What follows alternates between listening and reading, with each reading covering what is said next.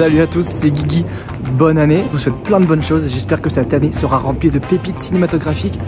En tout cas, j'ai hâte de voir tout ça. Je continuerai à vous montrer tout ce que je peux sur le cinéma. Aujourd'hui, on continue notre quête de la recherche du meilleur cinéma de Paris. Donc après 3 concurrents solides, le Grand Rex majestueux, le Champeau très intimiste et le Pâté Parnasse hyper premium, je vous emmène aujourd'hui dans un coin de Paris juste magnifique, Montmartre. On va visiter le Studio 28. Je vais vous raconter toute son histoire. J'ai hâte. C'est parti.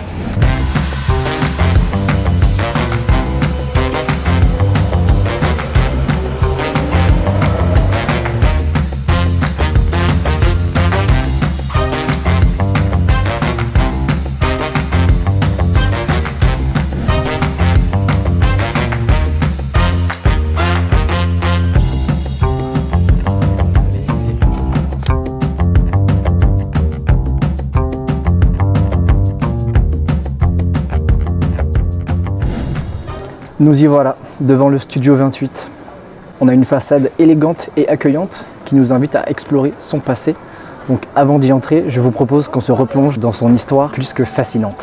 Contrairement à ce que l'on pourrait croire, le studio ne tient pas son nom de la rue dans laquelle il est, puisque nous sommes au 10 rue Tolosé, mais il le doit bien à son année d'ouverture, 1928. Il a ouvert à la place d'un cabaret, la Pétaudière, qui était dirigé alors par Raymond Souplex et qui a décidé de le vendre. Inauguré en 1928 par Jean-Placide Mauclerc, le Studio 28 était alors un avant-poste de l'innovation cinématographique. Il a rapidement attiré l'élite artistique de Paris, devenant un lieu culte d'échanges et de rencontres. C'était aussi le lieu de rendez-vous des grands noms comme Jean Cocteau ou Louise Buñuel. Il faut s'imaginer des débats animés, des échanges créatifs qui ont eu lieu dans le hall qui se situe juste derrière moi et qu'on va aller voir juste après. Mais le 3 décembre 1930, un événement marque son histoire. C'est la projection très controversée de l'âge d'or de Louise Buñuel qui va provoquer un véritable scandale et le saccage de la salle. Un saccage complet qui oblige Mauclerc à se séparer de la salle fin 1930. Mais l'histoire ne s'arrête pas là, sinon je ne serai pas là à vous parler de son histoire, puisqu'en 1931, sous Edward Gross, un grand amateur de cinéma américain, le Studio 28 se spécialise dans les comédies américaines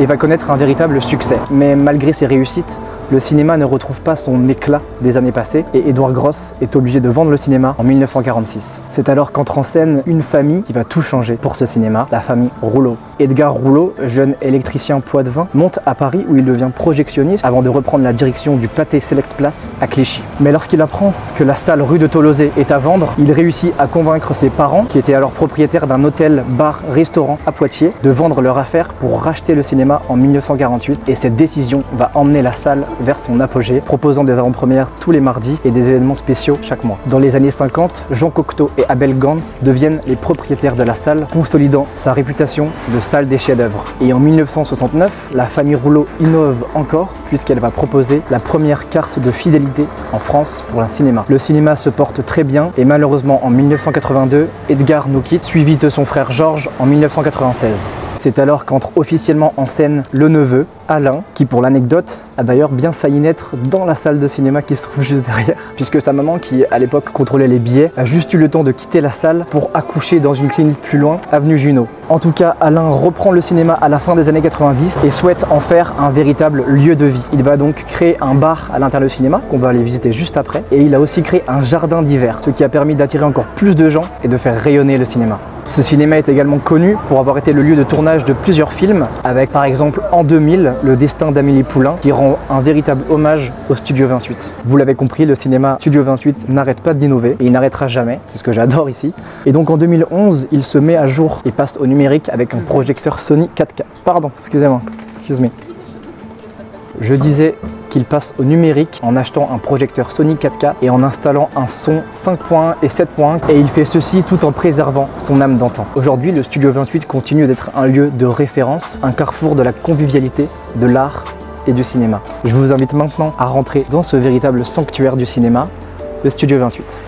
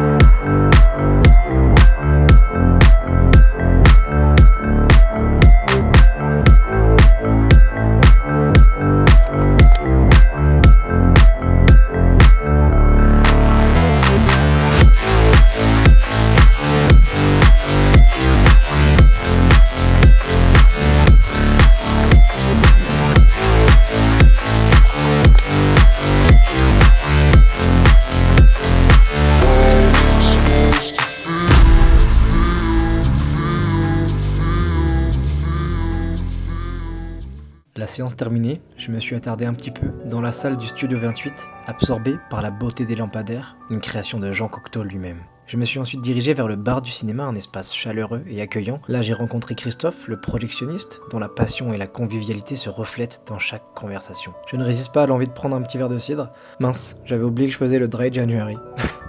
Autour de moi, l'atmosphère est vivante et diversifiée. Certains sont là pour travailler au calme, d'autres pour rire et discuter entre amis, et puis il y a des solitaires comme moi qui profitent d'un moment de détente. Le bar avec sa terrasse couverte est un véritable havre de paix, où même la pluie parisienne ne pénètre pas. Au niveau culinaire, il propose de délicieuses quiches faites maison à des prix plus qu'honorables. C'est un lieu où l'on peut vraiment se sentir chez soi, loin de l'agitation de la ville. Et enfin, fidèle à ma tradition, j'ai testé les toilettes. Ici, elles sont simples, propres, fonctionnelles. Rien d'extraordinaire, mais elles remplissent parfaitement leur rôle, un solide 7 sur 10. En quittant le Studio 28, je me sens ravi de cette expérience. Ce n'est pas seulement un cinéma, c'est un lieu de vie, un morceau de l'histoire de Montmartre, où chaque recoin raconte une histoire. Alain avait raison, le Studio 28 est bien plus qu'une salle de cinéma, c'est un carrefour de culture, d'histoire et de rencontres. Ça y est, le cinéma est visité.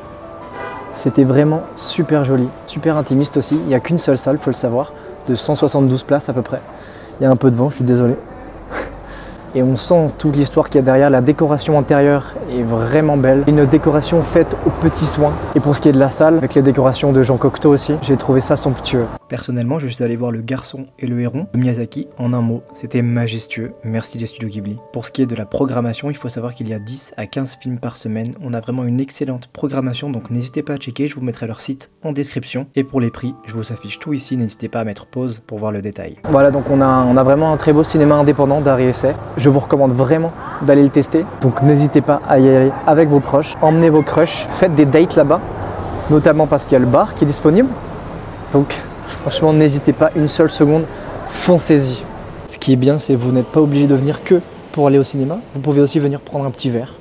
Donc profitez-en. Les prix sont honnêtes et ils sont reconnus pour leur quiche maison, de la cuisine française, dans un lieu français, dans un cinéma français. Que demande le peuple? J'espère que la vidéo vous a plu, que l'histoire du cinéma vous a fait voyager dans le passé. Si vous pensez à d'autres cinémas que vous aimeriez que je visite dans Paris, n'hésitez pas à me les mettre en commentaire. N'hésitez pas à vous abonner, à mettre un gros pouce bleu. N'hésitez pas à la partager à vos potes et à vos proches aussi. Je vous conseille vraiment d'aller tester la salle. En tout cas, c'était Guigui. Merci pour votre écoute. Ciao.